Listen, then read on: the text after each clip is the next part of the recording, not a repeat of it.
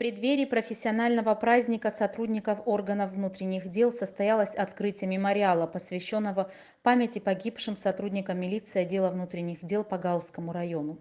В церемонии открытия мемориала участвовали сотрудники Министерства внутренних дел Республики Абхазия, ветераны службы, представители силовых ведомств и общественности, родные и близкие героев.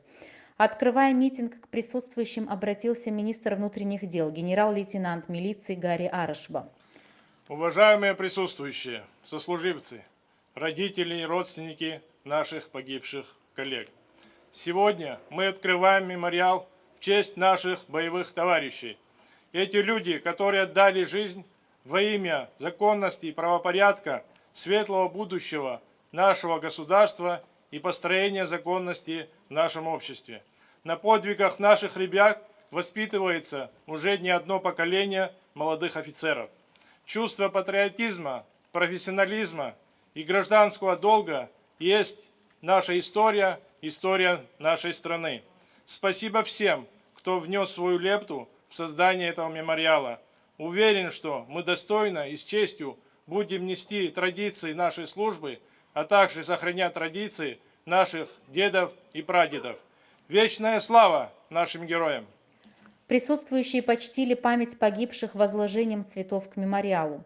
Испытанием мужества и преданности служебному долгу, родине и своему народу стал период грузино-абхазской войны 1992-1993 года. Основная часть абхазской милиции с оружием в руках защищала родину. В этой борьбе пало смертью храбрых на полях сражений 42 сотрудника. Несмотря на все эти испытания, сотрудники милиции с честью и достоинством продолжали стоять на страже порядка и защиты Родины. Послевоенное время предстояла огромная работа по восстановлению правопорядка в Абхазии. Сотрудники милиции поочередно сформированными группами направлялись на абхазо-грузинскую границу.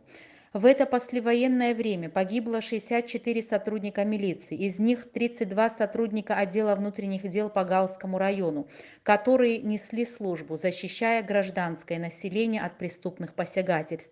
Увековеченные сотрудники службы останутся примером героизма и мужества для своих товарищей. Сегодня все мы низко склоняем головы перед их подвигом.